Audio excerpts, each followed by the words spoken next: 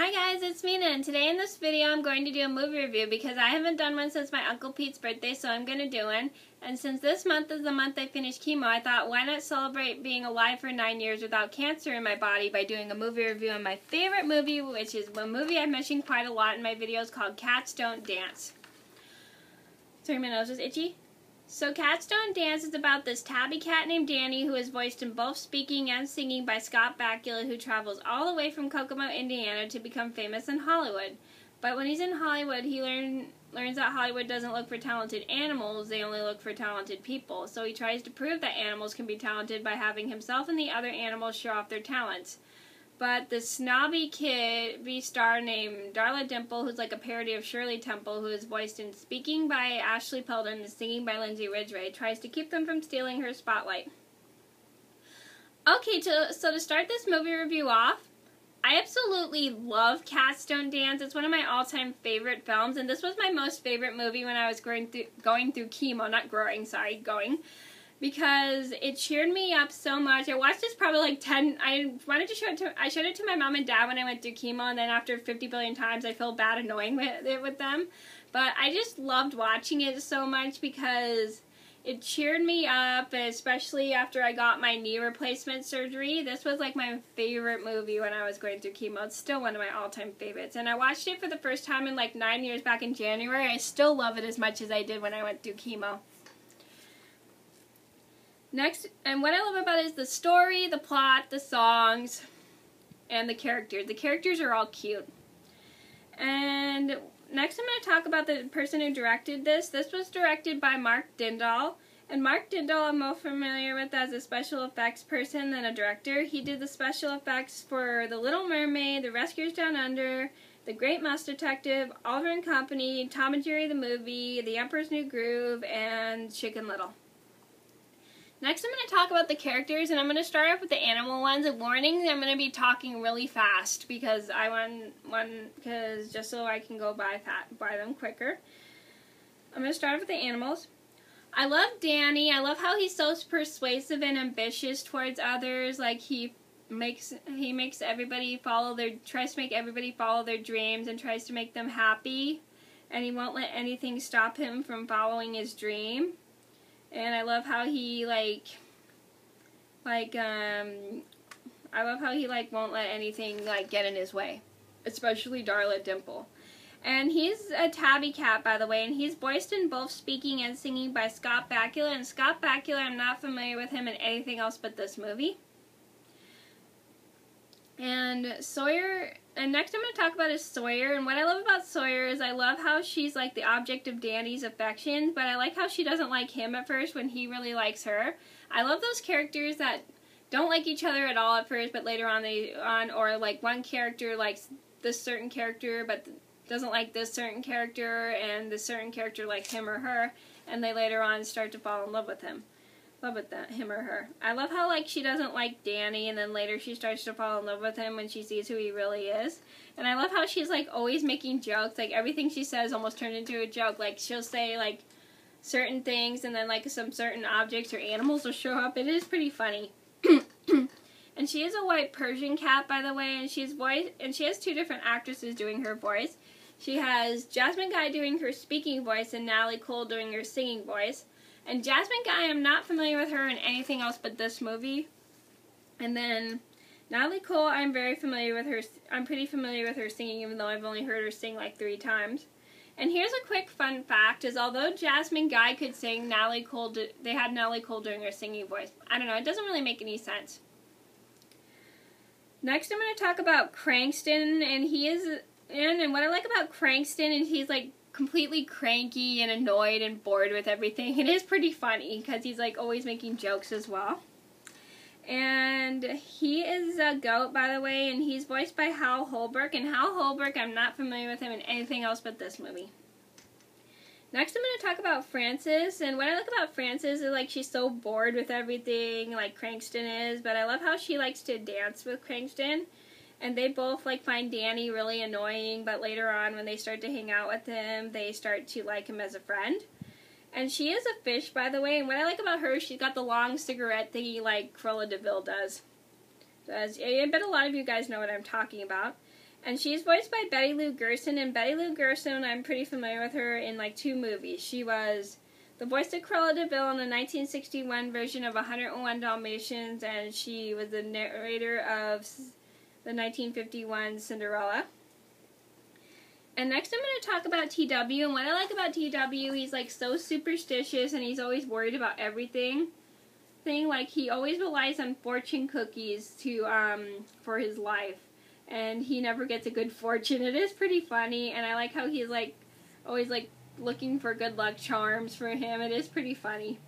And he is a turtle, by the way, and he's voiced by Don Knotts in speaking, and Don Knotts, I'm familiar with him in the new Scooby movies as himself, and he was the voice of Turkey Lurkey in Chicken Little. And that was, I love Chicken Little, it's one of my favorites, and let me know if you want me to review that, by the way. And he has Rick Logan doing his singing voice. And Rick Logan, I'm not familiar with his singing in anything else but this movie. Next, I'm going to talk about Woolly Mammoth, and what I like about Woolly Mammoth is he's like, explains to Danny what Hollywood is like, and he talks about how he had given up on his dream, but thanks to Danny's persuasive ways, he follows his dream and it becomes true. And I like how he like always jokes, he kind of jokes around with Danny as well too. And he is voiced, and he is an elephant, by the way, and he's voiced by John Rhys Davis. And John Rhys Davis, I'm familiar with him in a couple films. Like he was a character named Sala in Indiana Jones and the Last Crusade. He was Gimli Glowin in the Lord of the Rings, The Fellowship of the Ring. He was Rajan's father and Mowgli's adopted father in The Jungle Book 2. And next I'm going to talk about Pudge. And what I love about Pudge is he's like Danny's first friend when he comes to Hollywood. I love how he's like always following him and sees him like as a big brother. And he's like believes in Danny, and he can do anything when he puts his mind to it.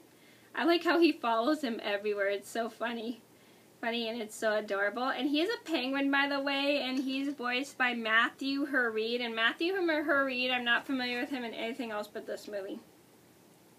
Next, I'm going to talk about the human characters. I'm going to start off with Darla Dimple. I only have like a couple things that I like about Darla Dimple.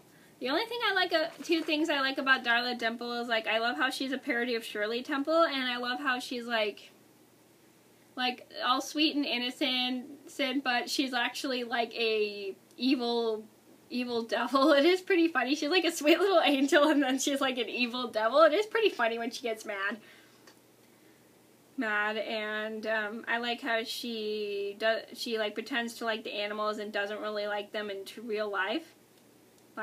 She only pretends to like them to keep her stardom. And she has 2 different actresses doing her voice. She has Ashley Peldon doing her speaking voice and Lindsay Ridgway doing her singing voice. Ashley Peldon, I'm not familiar with her in anything else but this movie. And Lindsay Ridgway, I'm not familiar with her singing in anything else but this movie. And it really stinks. Yeah, that's just my own personal opinion. If you guys like her singing, then good for you. I can't stand it. Next, I'm going to talk about her butler, Max, and what I like about her butler, Max, is, like, he always just follows her orders, and he just, like, sounds annoyed with her. It is pretty funny how he sounds annoyed with her. And he is voiced by Mark Dindal, and Mark Dindal, like I said before, is the director and supervisor of all the Disney movies I said before. Next, I'm going to talk about Flanagan. What I love about Flanagan is he sounds so girly, and it's pretty funny how he sounds so girly. And he's like bossy towards the animals. Well, then he is like annoyed with them at first until he sees their talent and starts to accept them for who they are. And he's voiced by Renee, R-E-N-E, however it's pronounced, Auberjonois, A-U-B-E-R-J-O-N-O-I-S. And I'm not familiar with him in anything else but this movie. Sorry. Next, I'm going to talk about Farley Wink, even though he appeared like a couple seconds in the movie. And what I like about him is he talks really fast. He is pretty funny and clumsy. Like, he hits people with doors. It is pretty funny, and he kind of annoys everybody, including Sawyer.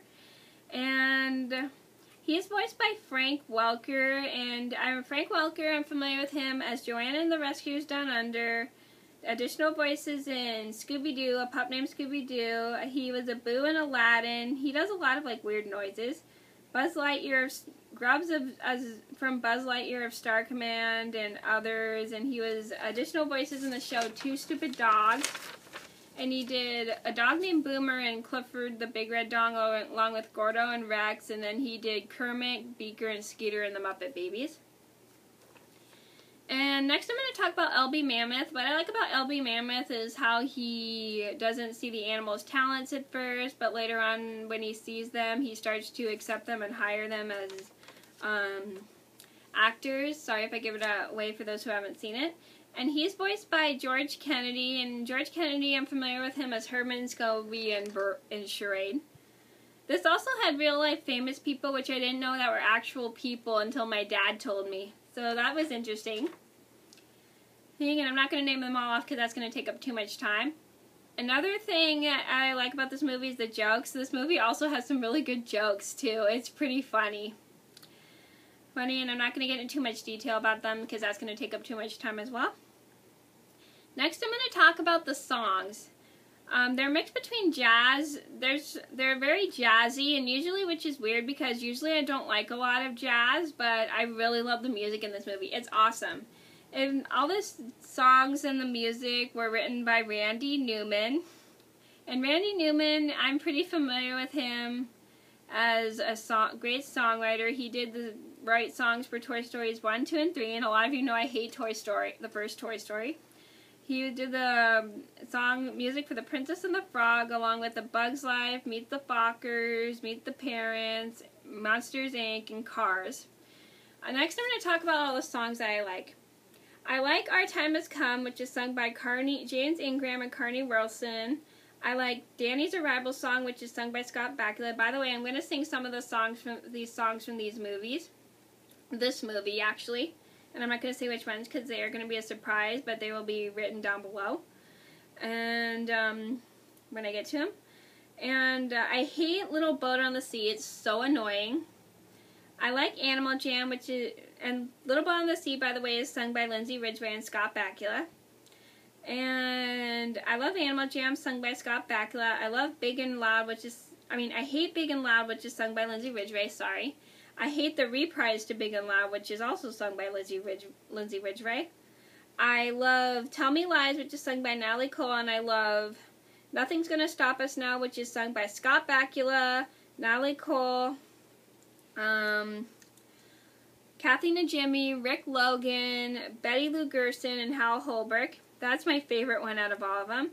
Next, I'm going to talk about the choreography. The choreography that was used in this movie was the same choreography that was used by Gene Kelly, and Gene Kelly is actually a pretty good dancer, if you guys didn't know. And this film was actually dedicated to him, which was awesome, because he's a great dancer. Next, I'm going to talk about the setting. What I love about the setting is I love how it takes place in Hollywood in the 1930s, because I get to see what life was like back, and that's the 1930s, and how like everything is different today than it was back then, because it's really cool. I love anything that takes place in a historical time period. Okay, so I would recommend Cats Don't Dance to anybody who likes singing, dancing, cute little animals dancing and singing, good jokes, because this movie has some great jokes, Randy Newman, because he's a great songwriter, and singing and dancing animals, which is really cute. And I bet a lot of you guys are fans of singing and dancing animals. Okay, so that was my review on Cats Don't Dance. I hope you guys enjoyed. Thank you so much for watching. I'm sorry I was talking really fast through this whole video. I wanted to make this as short as possible because last couple times I talked slower. I kept running out of time, and I'm sorry this was so long. So I hope you guys enjoyed. Thank you so much for watching. I'll see you in another video soon. Bye.